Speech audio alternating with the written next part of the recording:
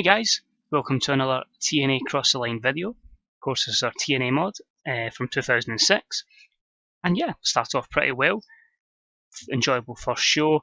Have decided after last week's episode that we have went ahead and updated all the product values, live event experience, and the music. Just felt like, we'll put the money in just now, and going forward we'll just continue to alternate which wrestlers we use every week to make sure we don't end up losing money and we actually make money going forward, as well as increasing, of course, the size of the company. So a decent show this week. I think we've got 14 segments planned. So let's just jump right into it. This is episode 2 of TNA Cross the Line. So again at the Prime Osborne Convention Centre, we've just made all our shows here because this is in Florida. Of course, TNA was based in Florida, I want to say, at the time anyway, of course, Impact Zone. But we start off the show with a small hype graphic, just shows our main event for tonight that was made by Eric Bischoff. I'm going to see Christian Cage team up with Jeff Hardy to take on a team of Abyss and Jeff Jarrett. Of course, that's WWE Hall of Famer Jeff Jarrett, as that's been announced today. Wow. But D47, and it increases the storyline between Jeff and Abyss, but the storyline lost a little bit of heat. So we start our show with a matchup, and it was an extremely short match. We saw Samoa Joe defeat Michael Shane in 5:13 by submission, a D+52. Michael Shane and Samoa Joe had pretty good chemistry, and that lifted the match. It got the crowd a little bit hotter. Joe had a much better performance, but again, just a dominating performance from Samoa Joe. Here's a promo after it, and he just says, "Another joke of a competitor, another nobody that can even compare to me, Samoa Joe. Seriously, TNA? If you get no one who can step up to the plate, can anyone step up and actually show me a fight? Somebody that can actually challenge Samoa Joe. Can he get some competition?" That was a C62 promo. That man is, of course, going to be Sabu, and he just says from the Tron, I suppose, because I wouldn't want to bring him out. But Samoa Joe, you're looking for competition, you say. How about facing the homicidal, suicidal, genocidal, death-defying Sabu? I'll see you soon, Joe. So it's going to be Joe and Sabu going forward for the X Division title. A D47, the crowd got hotter here, and the storyline progresses. Next up, in a decent matchup, we had AJ Styles defeat Sonjay Dutt in 7:39 with a double underhook faceplant. Great chemistry between these two, and a good performance from AJ with a 64.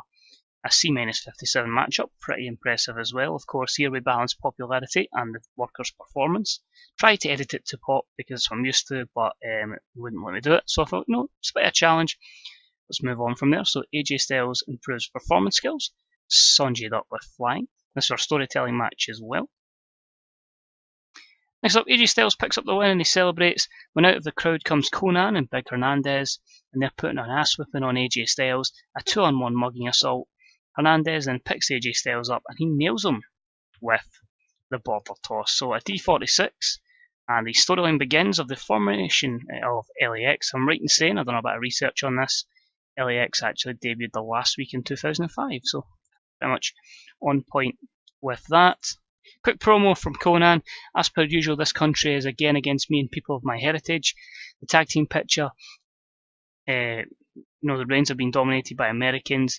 We're going to take everyone out, every one of your lovable TNA superstars, until we get what we really want, which is respect and the tag team titles. And then that mad stuff he says at the end of these promos, orally, whatever.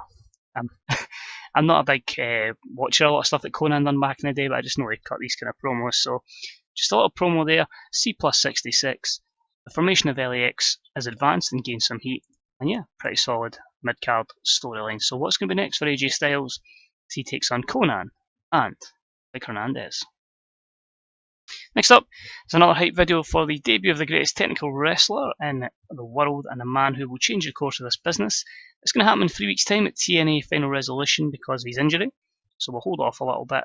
But remember, this man, Bryan Danielson, when he does debut, is not coming alone. So who will be coming with him? That'll be interesting to see. But a D-36. He's not the most over wrestler in the world, but by God, is he talented. Next up, we have a decent matchup that saw BG James and Kip James defeat Shannon Moore and Sharkboy in 8:11 when BG James defeated Shannon Moore by pinfall. A D+48. It's really just using the overness these two guys have got. But Shutterboy was off his game.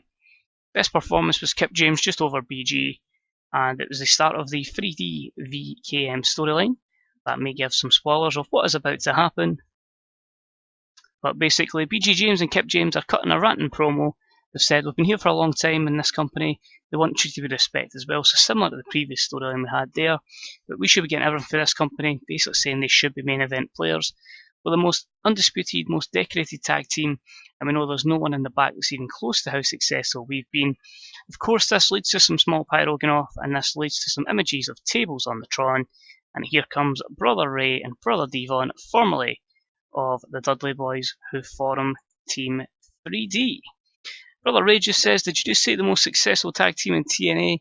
Well, let me tell you something, that Team 3D, me and my brother Devon, are the most successful tag team in this company. And if you think that's not the case, we'll kick your ass anytime, any place. Which leads Devon to say, oh my brother, testify. I've noticed a lot of my writing these angles has been pretty poor. This is why you shouldn't do this at like 3 in the morning. But hey, it is what it is. And yeah, overall, good promo. Hints at a face turn for Brother Ray. That's going to be one of those ones where we turn him straight away. He wasn't a face to start with, and we need him to be a face, so that's going to be a quick turn, which went pretty well. But a good angle, heat on the storyline, and a C-57. So again, putting the card in place for final resolution.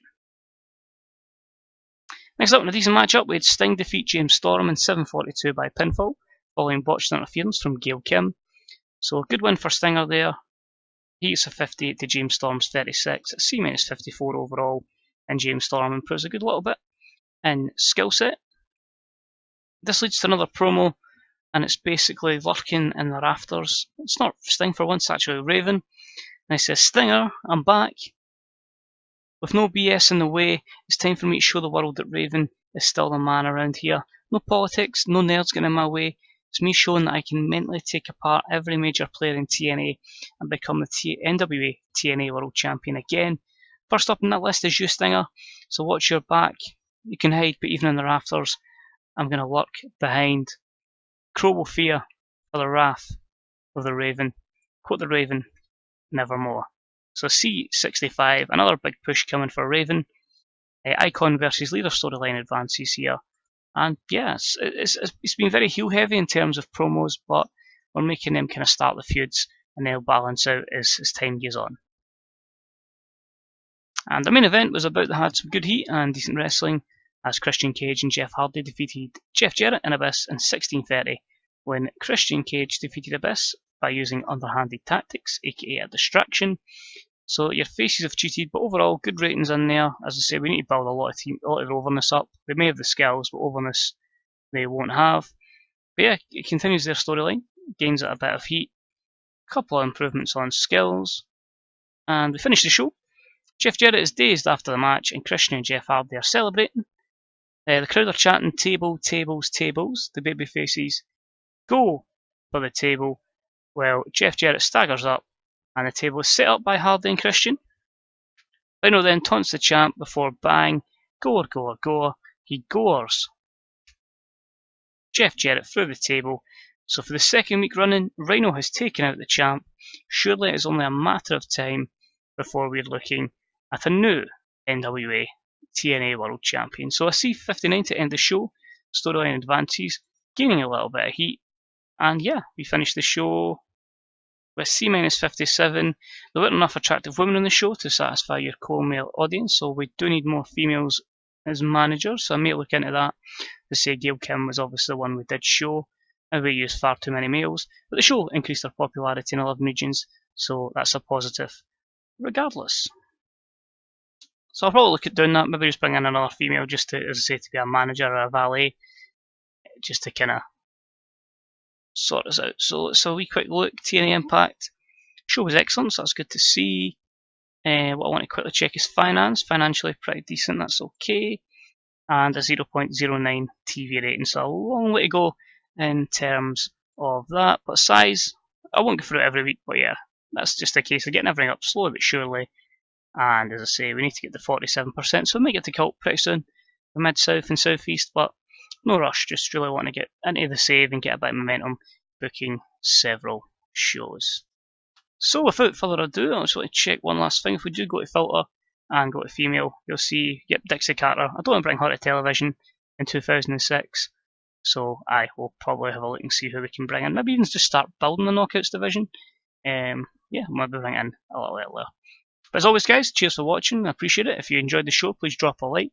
Any shares, any retweets, likes, comments, all that appreciated. If you to build a Knockouts division from scratch, who would you bring in 2006? Let me know, and let me know how you're feeling about the save so far. So cheers for watching, guys. I'm just going to continue watching Man City and Wigan completely freak out against each other because the red cards just happened, and I'll catch you next time for some more TEW. Cheers, and I'll see you soon. Bye bye.